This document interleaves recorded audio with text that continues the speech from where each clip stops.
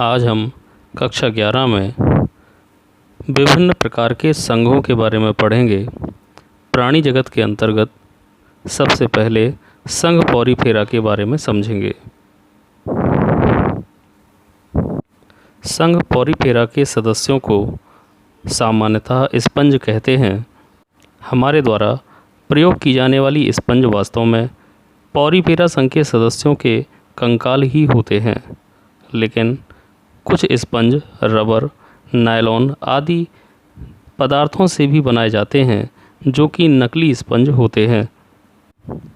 इन सदस्यों का शरीर संगठन केवल कोशिकीय स्तर का होता है, अर्थात कह सकते हैं कि यह ऊतक रहित शरीर वाले होते हैं।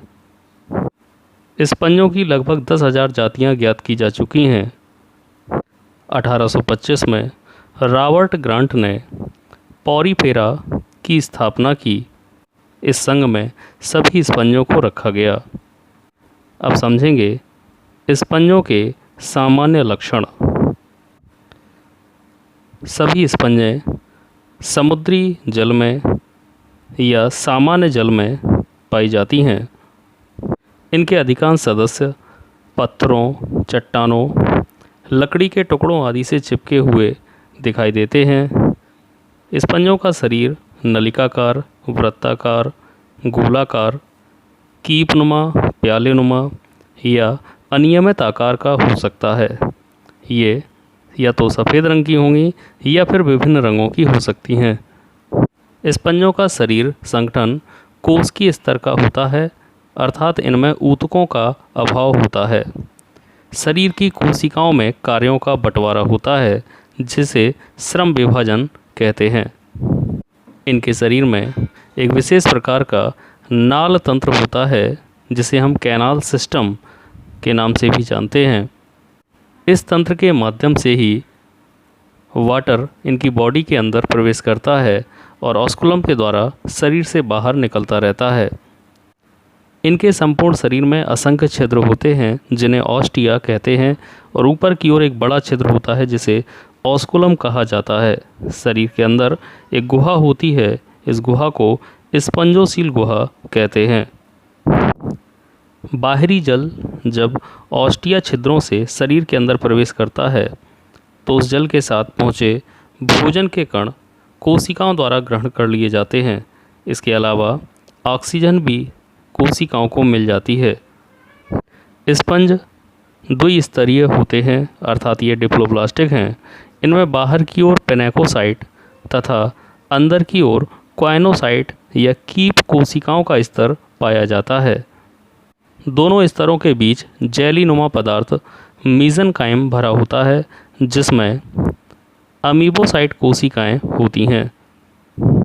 कई बार पूछा जा चुका है कीप कोशिकाएं किन जंतुओं में पाई जाती हैं, तो याद रखें कीप कोशिकाएं स्पंजों का ही लक्षण है। ये केवल स्पंजों में ही पाई जाती हैं, अर्थात संघ पॉरीफेरा के सदस्यों में कीप कोशिकाएं पाई जाती हैं। शत्रुओं से सुरक्षा के लिए इनके शरीर में कंटिकाएं अर्थात स्पिक्यूल्स लगी होती हैं। इनमें पाचन की क्रिया अंतःकोशिकीय होती है। इनमें जनन अलैंगिक तथा लैंगिक दोनों ही प्रकार का होता है। अब समझेंगे स्पंजों का वर्गीकरण। संघ पॉरीफेरा को कंकाल के आधार पर 3 वर्गों में बांटा जा सकता है: क्लास कैल्केरिया, क्लास हाइलोस्पंजी तथा क्लास डेमोस्पंजी। वर्ग कैल्केरिया या क्लास कैल्केरिया के जितने भी सदस्य हैं, इनमें कंटिकाएं कैल्शियम कार्बोनेट की बनी होती हैं तथा ये काफ़ी बड़ी भी होती हैं। इन सदस्यों में एस्कॉन, साइकॉन या ल्यूकॉन किसी भी प्रकार का नाल तंत्र पाया जाता है। इनका शरीर सफ़ेद या भूरा होता है, जैसे ल्यूकोसोलिनिया, साइकॉन आदि। वर्ग हाइलोस्पंजी। इस वर्ग की सभी सदस्य समुद्री जल में पाए जाते हैं। इनका कंकाल रंगहीन चमकदार होता है। इनकी प्रमुख विशेषता है कि इनमें सिलिका की बनी छोटी छोटी कंटिकाएं पाई जाती हैं। इनमें नाल तंत्र साइकॉन या ल्यूकॉन प्रकार का मिलता है। इनका शरीर प्रायः रंगीन होता है, जैसे यूप्लैक्टेला, जिसे वीनस की फूलों की डलिया या वीनस की फूलों की टोकरी भी कहते हैं।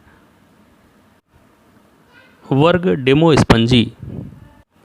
इस वर्ग के अधिकांश सदस्य समुद्री जल में, लेकिन कुछ सदस्य अलवणीय जल में भी पाए जाते हैं।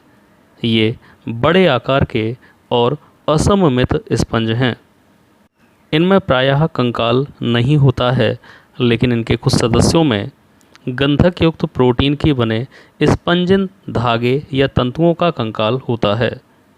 कुछ सदस्यों में सिलिका की बनी छोटी कंटिकाएं भी होती हैं। इनमें केवल ल्यूकॉन प्रकार का नाल तंत्र पाया जाता है। कीप कोशिकाएं छोटे छोटे गोल कक्षों में उपस्थित होती हैं, जैसे यू स्पंजिया, स्पॉन्जिला आदि। अब पढ़ेंगे संघ नाइडेरिया अर्थात फाइलम नाइडेरिया। इस संघ को सीलेंट्रेटा के नाम से भी जाना जाता है, क्योंकि इन सदस्यों में सीलेंट्रॉन नामक एक गुहा होती है। इस गुहा को जठर वाहिनी गुहा अर्थात गैस्ट्रोवैस्कुलर कैविटी भी कहते हैं। इस संघ के सदस्यों की लगभग 10,000 जातियां ज्ञात की जा चुकी हैं। 1847 में ल्यूकार्ट ने संघ सीलेंट्रेटा की स्थापना की। अब पढ़ेंगे संघ नाइडेरिया अर्थात सीलेंट्रेटा के सामान्य लक्षण। इस संघ के सभी सदस्य समुद्री जल में पाए जाते हैं। ये द्विरूपी होते हैं अर्थात ये दो रूपों में देखे जा सकते हैं। इनके शरीर का बेलनाकार व लंबा रूप पॉलिप कहलाता है, जबकि प्यालेनुमा या छतरीनुमा रूप मेड्यूसा होता है। इनके शरीर का अग्रभाग हाइपोस्टोम कहलाता है, जो फूलकर काफ़ी बड़ा हो जाता है। इसके अग्र सिरे पर एक छोटा सा छिद्र माउथ अर्थात मुख होता है, जिसके चारों ओर स्पर्शक निकले होते हैं। इनके शरीर में अरीय सममिति अर्थात रेडियल सिमेट्री पाई जाती है। ये स्पंजों की तुलना में अधिक विकसित होते हैं और इनकी कोशिकाओं में स्थायी श्रम विभाजन भी देखने को मिलता है। इनमें स्पष्ट और स्थायी अंग नहीं पाए जाते हैं। कह सकते हैं हम कि इनका शरीर ऊतकीय स्तर का होता है। इनके शरीर में जठर वाहिनी गुहा अर्थात गैस्ट्रोवैस्कुलर कैविटी होती है, जिसे सामान्य रूप में सीलेंट्रॉन कहते हैं। ये सदस्य द्विस्तरीय होते हैं अर्थात इनमें बाहर वाला स्तर एपिडर्मिस और अंदर वाला स्तर गैस्ट्रोडर्मिस होता है। इन दोनों स्तरों के बीच जेली नुमा पदार्थ मीजोग्लिया भरा होता है। इन सदस्यों में दंश कोशिकाएं अर्थात स्ट्रिंजिंग सेल्स पाई जाती हैं, जो अन्य संघों के जंतुओं में नहीं मिलती हैं। तो इस संघ की एक विशेषता हो जाएगी कि संघ नाइडेरिया या संघ सीलेंट्रेटा में दंश कोशिकाएं पाई जाती हैं। इन कोशिकाओं के द्वारा ये सदस्य आत्मरक्षा अथवा किसी वस्तु पर चिपकने या किसी का शिकार करने में उपयोग में लाते हैं। इनमें निम्न श्रेणी का तंत्रिका तंत्र भी पाया जाता है।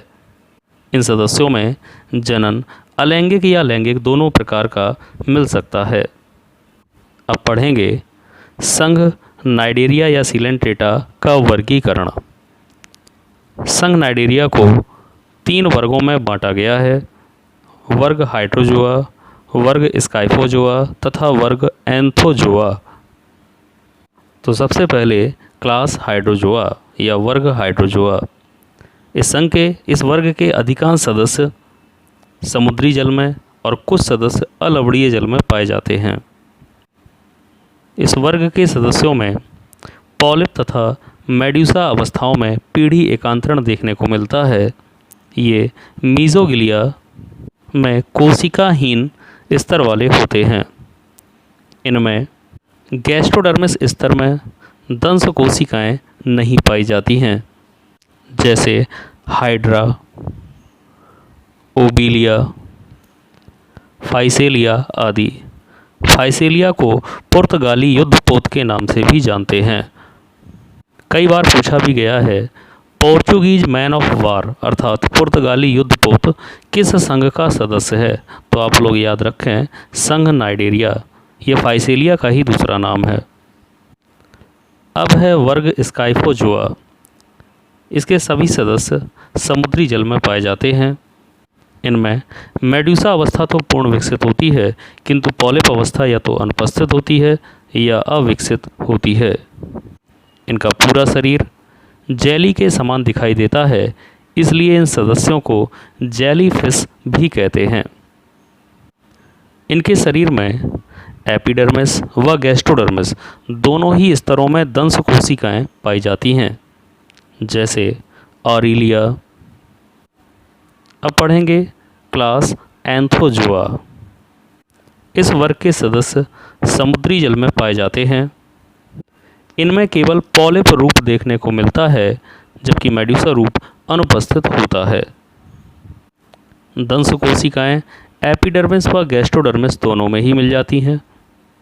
इनकी गैस्ट्रोवैस्कुलर कैविटी अर्थात जठर वाहिनी गुहा कुछ अधूरी पट्टियों द्वारा कई कक्षों में बटी होती है। एंथोजोआ वर्ग के अनेक सदस्यों में कंकाल का भी निर्माण होता है। इस कंकाल को कोरल कहते हैं। कोरल को सामान्य भाषा में समुद्री झाग के नाम से भी जाना जाता है, जैसे समुद्री एनीमोन, ट्यूबिपोरा, मैड्रीपोरा, फंजिया आदि।